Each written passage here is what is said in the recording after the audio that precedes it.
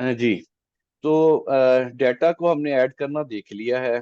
ठीक है, हम यहाँ पे नाम देते हैं, प्रोग्राम देते हैं और जेंडर सेलेक्ट करते हैं और ऐड करते हैं, तो हमारी डेटाबेस एसक्यूएल लाइट में हमारे टेबल स्टूडेंट में वो वैल्यूज एंटर हो सकती हैं। वो हमने व्यू भी कर लिया था ब्राउजर एसक्यूएल लाइट के जरिए।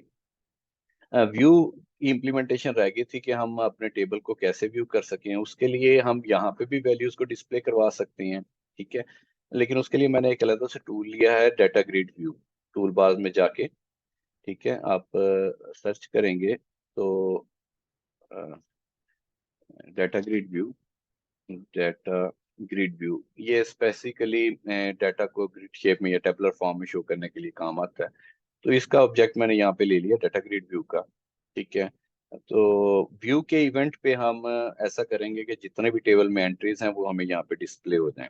उसके लिए इसकी प्रॉपर्टीज यहाँ से, ये आपको एरो बार नजर आ रहा होगा, ये छोटा सा बना हुआ। हम जितनी भी टेबल की प्रॉपर्टीज हैं वो यहाँ से मैन्युअली इस डाटा ग्रिड व्यू में उनके कॉलम्स ऐड कर लेंगे। तो कॉलम नेम दे देते हैं, हमारा पहला कॉलम था स्टूडेंट का आईडी। ठीक है, और उसका हेडर जो डिस्प्ले हो वो भी आईडी डिस्प्ले हो जाए। इसको ऐड करेंगे तो ये यहाँ पे एज अ कॉलम देखें आपको रिप्रेजेंट होते जाएंगे। दूसरा हमारा स्टूडेंट का था नेम, और ये हेडर टेक्स्ट जो रिप्रेजेंट हो उसको भी हम नेम कर देते हैं, ऐड कॉलम। तीसरा था हमारा प्रोग्राम, और हेडर टेक्स्ट में भी हम प्रोग्राम दे देते हैं, ऐड कर देते हैं। और लास्ट वन हमारा था जेंडर। जेंडर जेंडर तो ये मैंने कुछ कॉलम्स अपने डाटा ग्रिड व्यू में स्टैटिक वे में ऐड करवा दिए हैं। ये आपको यहाँ पे नजर आ रहे होंगे। ये इसको एक काम करते हैं कि हम व्यू के इस ऑब्जेक्ट को इसके नीचे ले जाते हैं, और यहाँ पे इसको थोड़ा सा मैं एक्सपेंड करता हूँ तो ये आपको सारी चीज़ें नज़र आ रही हैं। ठीक है, डाटा ग्रिड व्यू, आईडी है, नेम है, प्रोग्राम है और जेंडर। तो हम करते हैं कि बीटीएन व्यू के क्लिक इवेंट पे हम एसक्यूएल क्यूरी जनरेट करेंगे, और एक एसक्यूएल लाइट कमांड, लाइट का ऑब्जेक्ट है डाटा रीडर, क्लास है डाटा रीडर, जो कि डाटा को रीड करने, टेबल में से डाटा को रीड करने के काम आती है। उसका एक ऑब्जेक्ट क्रिएट करेंगे। फिर उस ऑब्जेक्ट के जरिए हम इस टेबल को, इस डाटा ग्रिड व्यू को पॉपुलेट करवाएंगे। तो व्यू में का इवेंट क्रिएट करने के लिए दो तरीके हैं आपके पास। आप यहाँ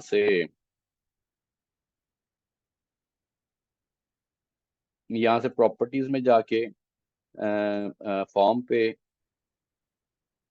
इवेंट्स में जा सकते हैं। व्यू आपने करना है तो व्यू के यहाँ पे ये इवेंट्स हैं, इवेंट्स पे जा सकते हैं और यहाँ से क्लिक इवेंट क्रिएट कर सकते हैं, या यहीं पे डबल क्लिक करके आप इवेंट क्रिएट कर सकते हैं। तो मैं यहीं पे डबल क्लिक करता हूँ, इसके क्लिक इवेंट पे हम चले जाएंगे।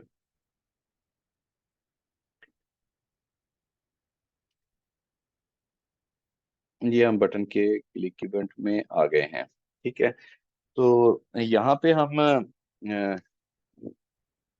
एक लेते हैं क्यूरी स्ट्रिंग, स्ट्रिंग टाइप की क्यूरी लेते हैं, जिसमें हम सिंपल सी क्यूरी लिखेंगे। स्ट्रिंग देनी है हमने, सिलेक्ट, सिलेक्ट करो, स्टैटिक मींस एवरीथिंग फ्रॉम, जो भी टेबल है जिसमें से आपने सिलेक्शन करनी है वो। आप यहाँ पे कॉलम नेम्स भी दे सकते होते हैं, like select ID, comma, name. आपने जो स्पेसिफाई करनी है वो चीज़ों के यहाँ पे कॉलम नेम्स दे सकते हैं। फ्रॉम जो भी टेबल है स्टूडेंट, उस टेबल का यहाँ पे नाम प्रोवाइड कर देते हैं।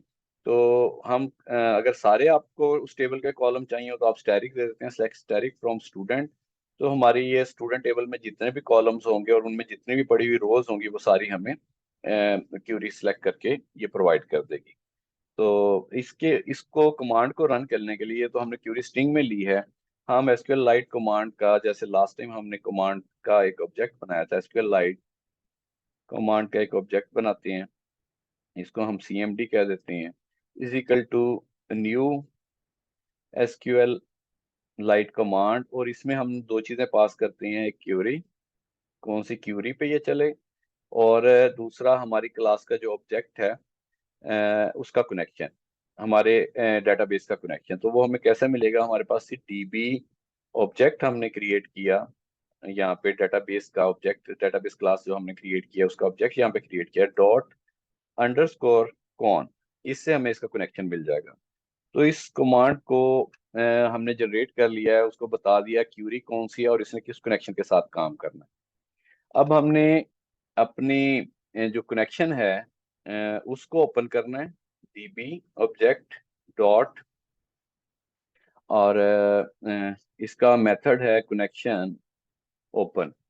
इसकी मदद से हमारी कनेक्टिविटी हो जाएगी हमारी डेटाबेस से। कनेक्शन को पहले ओपन करेंगे, फिर हम एक ऑब्जेक्ट लेंगे एसक्यूएल लाइट का reader object, SQL light data reader.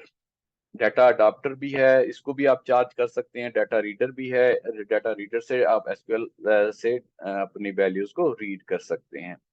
ठीक है, डाटा रीडर जो है इसका रीडर के नाम से ऑब्जेक्ट ले लेते हैं, और हम अगर रीडर को आपने रीड करना है तो इसकी कमांड की प्रॉपर्टी है मेथड, प्रॉपर्टी मेथड है या डाटा मेंबर मेथड है एग्जीक्यूट रीडर।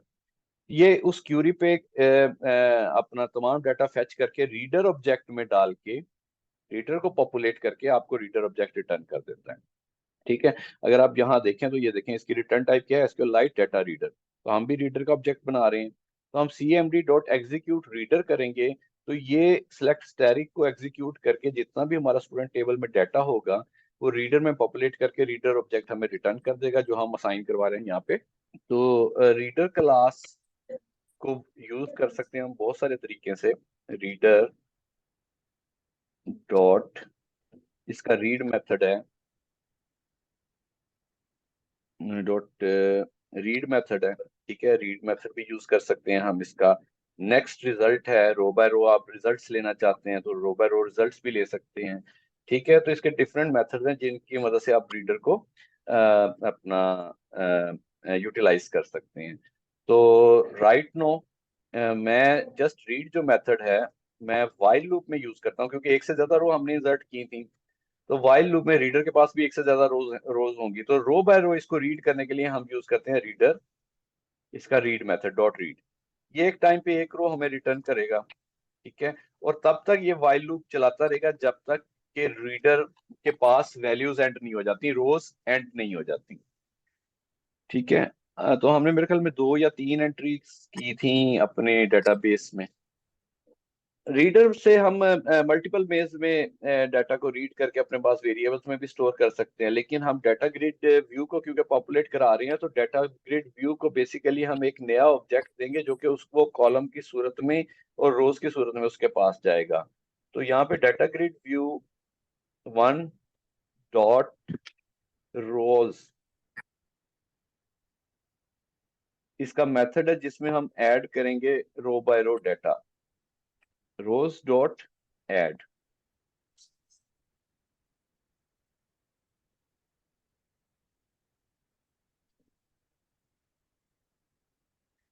इसमें हम रोज के डब्ल्यू 2 दफा वी आ गया है, डब्ल्यू देना था, रोज डॉट ऐड।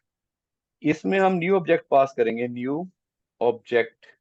ठीक है, ये इस पैरेंथेसिस में डाटा ग्रिड व्यू में मैंने एक नया ऑब्जेक्ट ऐड कर दिया है और एरे टाइप, और उस ऑब्जेक्ट में हम रीडर से रीड करके चीजें one by one column by column रखते जाएंगे। तो रीडर से रीड करने के लिए चीजें, रीडर हमने देखा एक से ज्यादा मेथड अवेलेबल है, लेकिन रीडर डॉट गेट वैल्यू इसका एक मेथड है जो कि कॉलम नेम के साथ वैल्यू गेट वैल्यूज भी है, गेट वैल्यूज भी हैं। ठीक है, गेट वैल्यू, और इसको हम कॉलम नेम प्रोवाइड करेंगे तो ये हमें उस कॉलम की वैल्यू दे देगा और वो हमारी डाटा ग्रिड व्यू की रो का पहला कॉलम बन जाएगा। इसमें हम direct column number means column index भी पास कर सकते हैं इंटीजर वैल्यू में, 0 1 2 0 for first column and 1 for second column, और दूसरा वे भी है। तो column by column values get करते जाएंगे इसमें हम। इसको देते हैं हम रीडर के जरिए ही, क्योंकि रीडर में हमारे तमाम कॉलम फैच हो चुके चुके हुए हैं। डॉट गेट ऑर्डिनल, और इस ऑर्डिनल के ऑब्जेक्ट में हम पास कर देंगे कॉलम जिस कॉलम से हमने वैल्यू रीड करनी है, लाइक आईडी। तो ये हमारे पास डाटा ग्रिड व्यू की फर्स्ट रो में पहला कॉलम आईडी का, वहां से गेट वैल्यू गेट फेच करेगा और ये असाइन कर देगा कॉलम आईडी को हमारे। इसी तरह दूसरे कॉलम को रीड करते हैं हम, reader dot get value dot get value, value gate करें कहाँ से, स्पेसिफाई करेंगे हम कॉलम रीडर के जरिए ही, रीडर डॉट गेट ऑर्डिनल।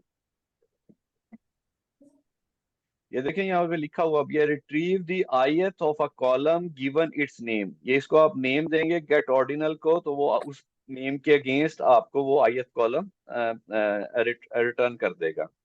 तो ऑर्डिनल मेथड, इसमें हम कॉलम पास करते हैं। अब हमारा सेकंड कॉलम था नेम, ठीक है, तो ये हमारा सेकंड कॉलम ऐड हो गया डाटा ग्रिड व्यू में। थर्ड करते हैं हम, रीडर डॉट गेट वैल्यू और इसमें पास करते हैं रीडर डॉट गेट ऑर्डिनल और अपना third parameter, and that was program, and the last one comma reader dot get value और इसमें हम रीडर के जरिए अपना लास्ट कॉलम पास करते हैं, रीडर डॉट गेट ऑर्डिनल और इसमें हम अपना लास्ट जेंडर कॉलम पे प्रेजेंट कर देते हैं, जेंडर। तो ये हमारे चार कॉलम थे और चार कॉलम को हमने ऑब्जेक्ट, न्यू ऑब्जेक्ट क्रिएट करते हुए कॉलम की सूरत में डाटा ग्रिड को असाइन कर दिया। तो ये फर्स्ट रो में चारों कॉलम ऐड हो जाएंगे और फिर रीडर रीड करेगा, नेक्स्ट रो को लेकर आएगा, इसी तरह नेक्स्ट रो ऐड हो जाएगी हमारे डाटा ग्रिड व्यू में, एंड सो ऑन। जितनी भी रोज होंगी वो यहाँ पे हमें एक ही वक्त में नजर आ जाएंगी। तो इसको एग्जीक्यूट करके देखते हैं, कोई कमी कोताही इसमें रह गई होगी तो उसको बाद में फिर चेक कर लेते हैं। Not implicitly convert where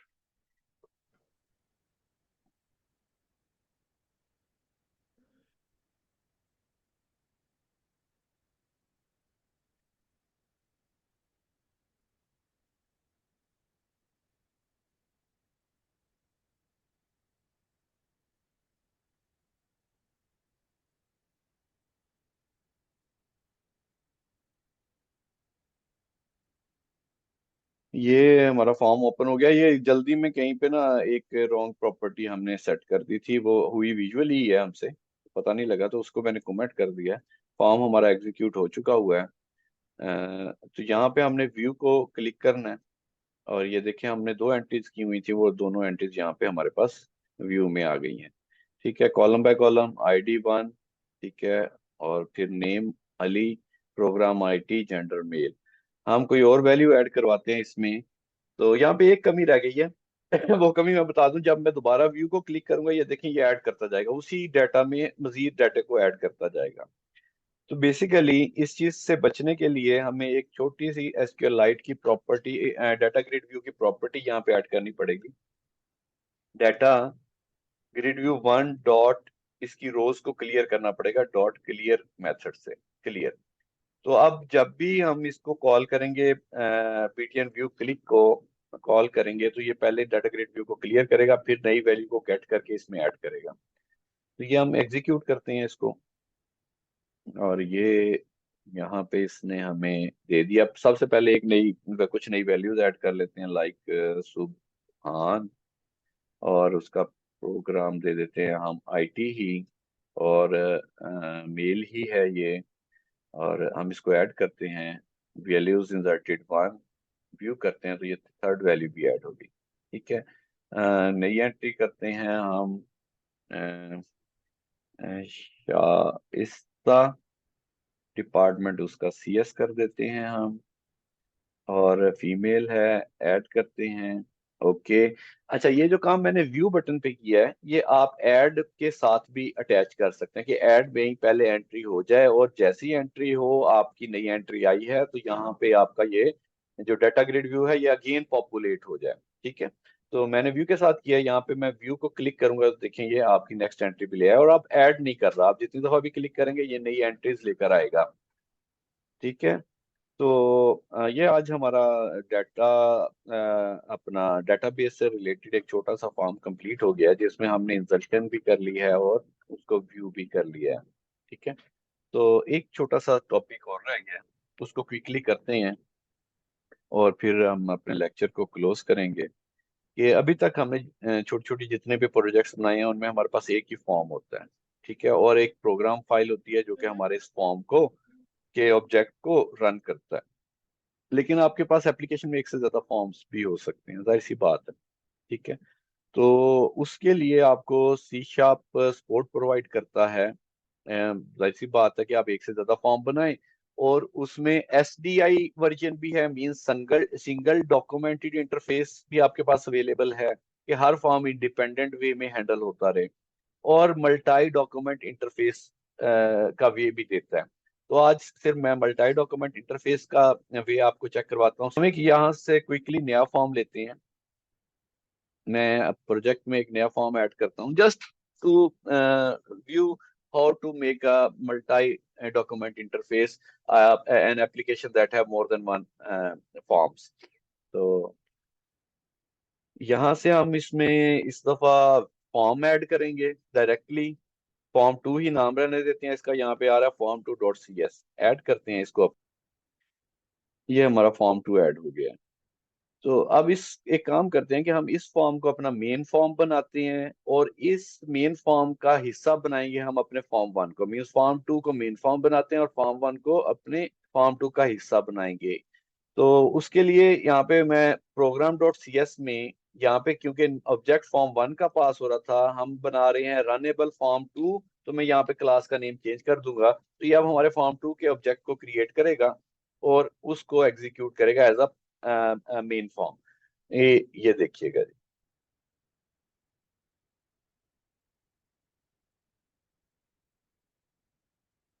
ये आ गया हमारा फॉर्म टू अब एग्जीक्यूटेबल मोड में। फॉर्म वन हाइड है, वो एग्जीक्यूट मोड में नहीं है। ठीक हो गया। प्रोग्राम डॉट सी एस का हमने इतना ही काम करना था, इसको मैं दोनों रजिस्ट कर फॉर्म्स को देता एक हूँ। साथ एग्जीक्यूट कर सकते हैं। नहीं, दोनों फॉर्म एक वक्त में एग्जीक्यूट होंगे। हो सकते हैं, बिल्कुल हो सकते हैं, लेकिन वो किसी ना किसी दूसरे ऑब्जेक्ट से ही होंगे। एप्लीकेशन जब भी रन होगी वो किसी एक फॉर्म से स्टार्ट होगी, लेकिन उस फॉर्म के अंदर बैठे हुए आप एक या एक से ज्यादा अपने फॉर्म्स को ओपन कर सकते हैं, एग्जीक्यूट मोड में कर सकते हैं। Clear. Okay sir. Okay sir. Entry point एक ही होगा, वो आपका एप्लीकेशन फॉर्म जो सा भी करें, एंट्री पॉइंट एक ही होगा। उसके बाद आप अपने उस मेन फॉर्म के जरिए जितने मर्जी फॉर्म एक वक्त में ओपन करें, लेकिन फ्रंट पे या फोकस में वही होगा जो इस वक्त विजिबल होगा, जो माउस या कीबोर्ड के फोकस में होगा। ठीक है, वही एक्टिव होगा, बाकी बैकएंड पे होंगे। ठीक है। ये मैंने फॉर्म टू के कंस्ट्रक्टर में इसकी इस फॉर्म टू की प्रॉपर्टी है, दिस इज एमडीआई कंटेनर, इसको ट्रू किया है। ये आप प्रॉपर्टीज में जाके भी कर सकते हैं इस प्रॉपर्टी का ट्रू, यहाँ मैंने प्रोग्रामेटिकली कर दिया। Is MDI means multi document interface container हो ये, तो इसको हमने ट्रू किया है। बेसिकली यहाँ पे अभी हमने अपेंड करनी है एक टूल स्ट्रिप इसकी, उसके लिए मैं विजुअल डिजाइन का वेट कर रहा हूँ कि विजुअल डिजाइन आ जाए। ये फॉर्म इसका टू डिजाइन हो चुका हुआ है। मैंने कहा कि इसकी प्रॉपर्टीज में भी जाके आप यहाँ पे तो इसकी इज एमडीआई पेरेंट यहाँ पे होगी कहीं इसकी प्रॉपर्टी।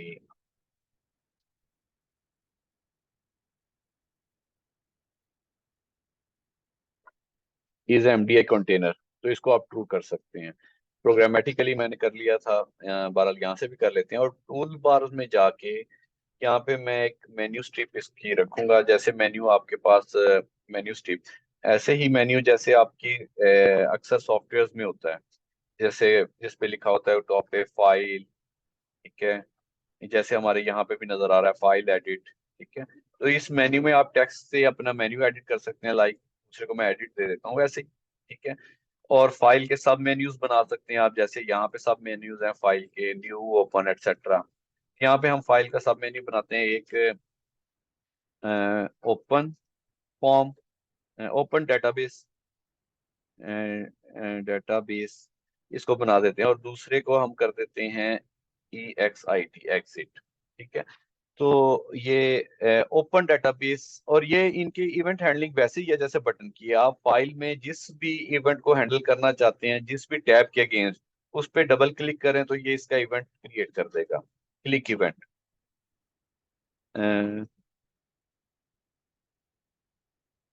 ये हमें क्लिक इवेंट में ले गया है।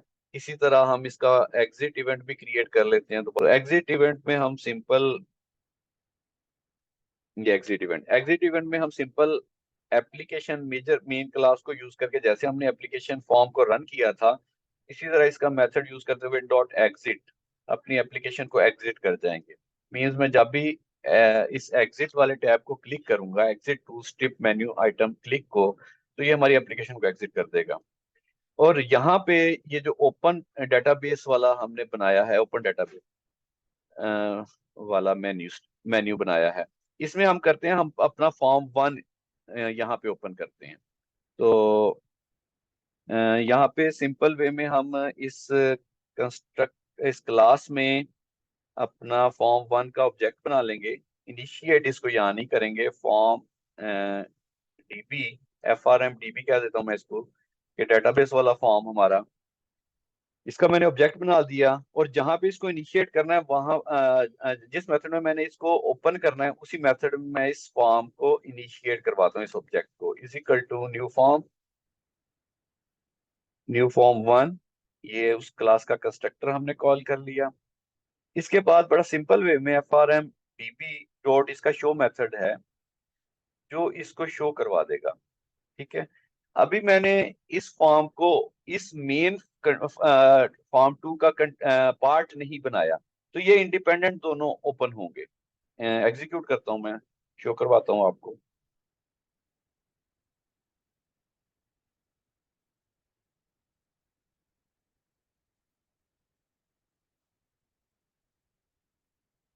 ये देखें जी, हमारा एक मेन फॉर्म ओपन हो गया है। और इसके फाइल के ओपन डेटाबेस में हमने क्या किया है, अपना दूसरे फॉर्म 1 को, जिसमें डेटाबेस हमने टैकल की थी, उसको ओपन करवाया है। ये देखें, ये फॉर्म दूसरा भी ओपन हो गया, लेकिन ये इंडिपेंडेंट है। तो वो बच्चे का जो सवाल था कि दो इंडिपेंडेंट ओपन हो सकते हैं, बिल्कुल ओपन हो सकते हैं, लेकिन इस वक्त फोकस में कौन सा है और एक्टिवेट कौन सा है, जो इस वक्त फ्रंट पे है। लेकिन ये दोनों इंडिपेंडेंट है। तो इसको, इस मेन फॉर्म का इंटर पार्ट बनाने के लिए हमें एक छोटी सी प्रॉपर्टी इस फॉर्म की सेट करनी पड़ेगी, फॉर्म 1 की।